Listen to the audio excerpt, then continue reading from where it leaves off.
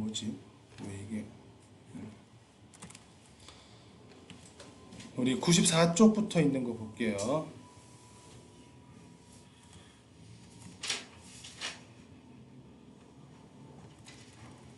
자, 이제부터 이걸 배울 거야. 근데 이거 지금 눈에 안 들어올 거란 말이야, 이거를. 이렇게 하면 눈에 안 들어와, 지금. 글씨로 되어 있으면 이게 눈에 안 들어온다고. 이따가 이제 그림으로 볼 건데, 차례대로 이제 이런 것들을 한번 배워보자고. 근데 있잖아, 너네 탄수화물, 이게 지질 뭐, 보면, 이거 있지, 이거. 단백질에 보면, 생명체의 주요 구성 물질이라는 게 이해가 가? 이해가? 무슨 뜻이야, 이거? 옛날부터 이거 썼었다고. 에너지원이라는 말도 썼었지만, 이거 썼었다고. 지금 도원이가 이렇게 손톱 보고 이제 이랬잖아. 손톱이며 머리카락이며 대부분이 다 단백질로 이루어져 있어요. 그리고 우리 몸에 효소라고 들어봤어요, 효소? 이런 것들은 전부 다 단백질로 이루어져 있어요. 단백질로. 단백질이 우리 몸을 이루는 주요 성분이라고.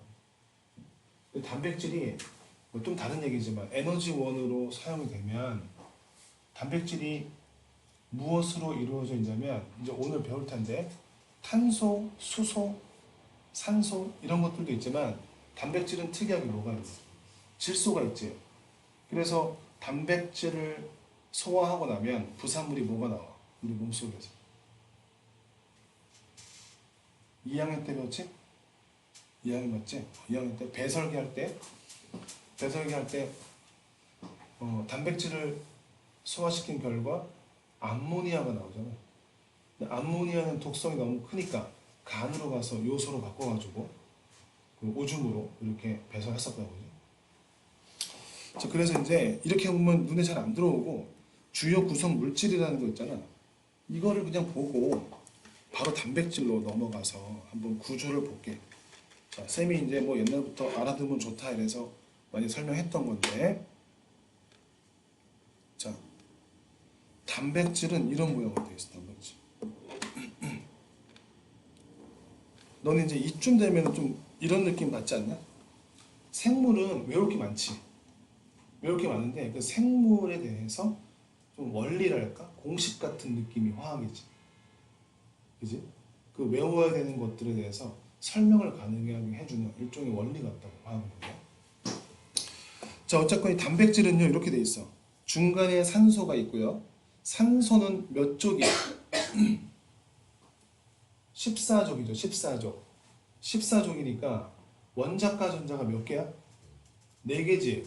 4개니까 지가 하나 전자 내놓고 상대방한테 받고 그래서 하나의 결합, 공유 전자쌍 하나가 만들어지겠지. 그래서 탄소는 보면 항상 다리가 4개라고 이렇게. 이 다리 4개 중에서 일부는 카르복실기, 일부는 아미노기, 일부는 수소 원자로 되어 있고 곁사슬이라고 되어 있는 이것의 종류에 따라서 아미노산이 20가지로 나뉜다고. 다 똑같은데 이 곁사슬의 종류가 달라지면 아미노산이 달라져서 20개의 아미노산이 존재한단 말이에요. 그러면 드디어 펩타이드 결합이라는 말이 나오는데 펩타이드 결합 또는 펩티드 결합 이렇게 부르면 되는데, 자, 아미노산이 한 분자가 이렇게 있지? 근데 아미노산이 또 한 분자가 있어. 이럴 적에 여기에 카르복실기에 있는 요 OH와 왼쪽 끝에 있었던 아미노기에 있는 수소 하나가 만나면 떨어져 나간다. 뭘로? H2로 떨어져 나가. H2로 떨어져 나가고 남은 부분이 CO랑 NH가 연결되면 CO랑 NH가 이렇게 연결이 된다고. 이거를 우리가 펩티드 결합이라고 한다. 알았슈? 펩티드 결합. 펩티드 결합 결과 뭐가 만들어지죠? 자, 다음 페이지 보면 너네 오른쪽에 보면은 펩타이드 그래가지고 무슨 말이 나오냐면 아미노산 두 분자가 결합된 것은 다이펩티드, 아미노산 세 분자가 결합된 것은 트라이펩티드, 무수히 많은 아미노산이 연결되면 폴리펩티드라고 부른다. 여기서 다이, 트라이, 폴리는 접두어야, 접두. 두 개냐, 세 개냐, 여러 개냐 이렇게 되는 거라고. 근데 이런 것들이 무지하게 많이 다음 페이지 넘어갔는데 무지하게 많이 결합되면 이런 모양이라고. 동그라미 하나를 아미노산이라고 보면 여기서 펩타이드 결합, 물이 하나 빠지면서 이게 반응이 일어났는데 빠져나가면 이렇게 적는 거야. 이렇게. 그래서 물이 빠져나오면 펩티드 결합이 되는데 이 펩티드 결합이 무수히 많이 이루어지면 우리가 이거를 폴리펩티드라고 부른다고. 폴리펩티드. 왜? 순대 같아? 징그러. 그 정도로 징그러? 자, 그런데 얘들아 한 가지 얘기를 해줄게요. 얘가 말이야. 얘가 어떻게 설명해야 될까? 요런 식으로 된다고 해야 되나? 요렇게 되면 잘 봐봐. 이 부분이 약한 결합으로 이어질 수가 있어. 내가 이런 결합을 뭐라 그랬죠? 수소결합이라고 해요. 수소결합이 뭐냐면 NOF 이런 애들은 전자가 많은 애들이고 얘네들이 수소하고 약한 결합을 형성한다고. 이거를 우리가 책에 나올걸? 수소결합이라고 한다. 이 수소결합은 뭐라고 생각하면 되냐면 우리 2학년 때 마찰전기, 정전기 배웠지. 마찰전기하고 정전기의 차이점이 뭐지? 마찰전기는 이렇게 비벼가지고 전자가 어느 한쪽에서 나머지 한쪽으로 이동한 거고 정전기는 뭐야? 전하가 이동하는 게 아니라 그 물질 안에서 한쪽으로 쏠리는 거야. 약간 그런 느낌. 정전기. 얘는 지금 정전기야, 정전기. 수소결합은 정전기라고 보면 돼. 그러니까 우리 미시 세계에서의 정전기. 이게 수소결합이라고. 그러면 요쪽 반대쪽도 요 H랑 또 뭐랑 결합할 수 있을 거 아니야, 그지? 그러니까 내가 하고 싶은 말이 뭐냐? 하고 싶은 말은 무슨 말이 하고 싶은 거냐? 잠깐만.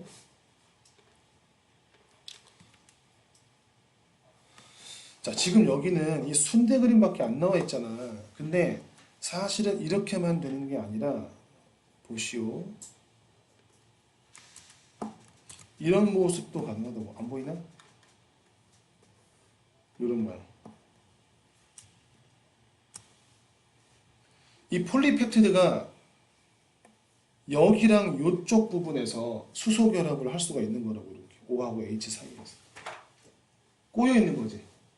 이쪽이 연결될 수도 있는 거야. 그러면 이렇게 나선 구조 같은 모습을 가질 수도 있고, 아니면 아까 쌤이 보여준 대로 위아래로 겹치게 되면 우리가 이걸 병풍 구조라고 부른다고. 이렇게.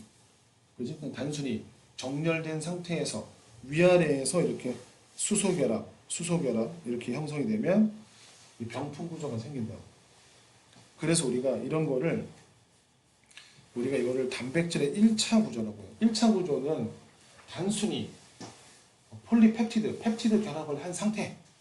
그런데 그 폴리펩티드 내에서 지들끼리 막 이렇게 꼬이는 거. 이걸 우리가 2차 구조라고 하는 거예요. 2차 구조. 이게 3차 구조가 되고 4차 구조가 되면 우리가 아는 뭐 적혈구가 되고 뭐 케라틴이 되고 이렇게 바뀌는 거라고. 추워? 추워? 알았어. 지금 말할 힘이 없는 모양이네.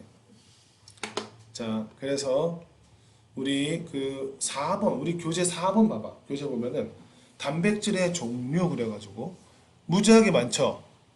헤모글로빈도 있고 콜라겐도 있고 케라틴, 마이오신, 액틴, 크리스탈린, 인슐린, 아밀레이스 이런 다양한 단백질이 존재한단 말이에요. 근데 되게 신기하지 않아? 왜 어떤 거는 케라틴이 되고 왜 어떤 거는 크리스탈린이 될까? 아시는 분? 응, 그렇지. 아미노산이 20개가 있잖아. 그러면 그 아미노산의 순서가 무지하게 많겠죠. 그리고 20개를 가지고 뭐 10개가 조합이 됐느냐, 20개가 조합이 됐느냐. 그거에 따라서도 무수히 많은 아미노산의 폴리펩티드 결합이 존재하겠지? 또 같은 폴리펩티드라고 해도 2차 구조, 3차 구조를 어떻게 만드느냐에 따라서 무수히 많은 단백질이 만들어질 수가 있다고. 그러니까 똑같은 아미노산이라도 어떤 순서로 어떻게 꼬여 있는지에 따라서 무수히 많은 단백질을 만들어낼 수 있다고. 그런데 우리 DNA 배울 때 쌤이 뭐라고 얘기했냐? 세 개가 모이면 하나의 코돈이라고 했지. 그 세 개가 하나의 아미노산을 지정한다고. 세 개가. 그러니까 벌써 DNA 시절부터 코돈도 조합이 무지하게 많지. 그러니까 사실상 상당히 다양한 단백질을 만들어낼 수가 있는 거라고. DNA에서부터 많았고 같은 DNA라고 하더라도 같은 아미노산이 만들어져도 그 순서가 어떻고 그 다음에 어떻게 꼬여 있고에 따라서 무수히 많은 단백질이 만들어진다고. 그래서 보통 이거 설명할 때 이런 걸로 설명하지. 에너그램인가? 뭐라 그러지? 에너그램이 뭐냐? 애니그램? 에너그램? 순서 조합했을 때 오, 글자의 영어 순서를 바뀌어도 또 다른 새로운 하나의 단어가 만들어지는 거. 뭐 있냐? 버스, USB, 그지? 그 다음에 먹다, 티. 이거밖에 생각 안 나네. 또 뭐 있냐? 맞춘 사람 좀 인증 보내줄게요. 하나.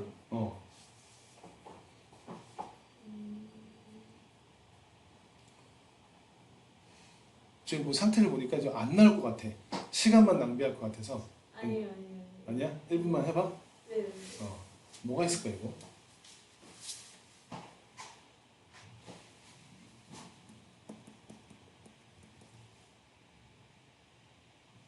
아닌데. 세 글자 넘어가면 어렵다.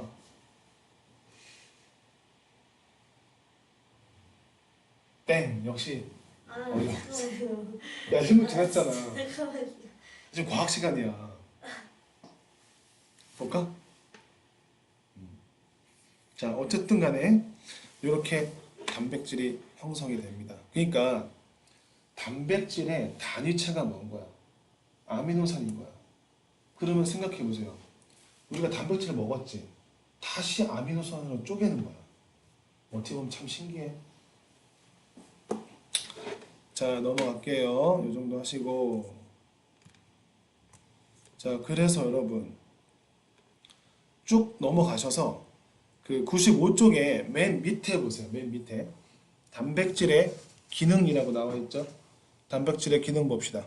첫 번째, 몸의 주요 구성 물질이다. 이제 이거 무슨 말인지 이해가지? 우리 몸을 이루고 있는 그런 구성들을 얘네들이 단백질로 구성되어 있다고. 화학 반응을 촉진시킨다라고 했잖아요. 효소의 주성분이야. 효소가 뭐냐면 그 옆에 적어놔도 돼. 촉매라고 보시면 돼. 촉매.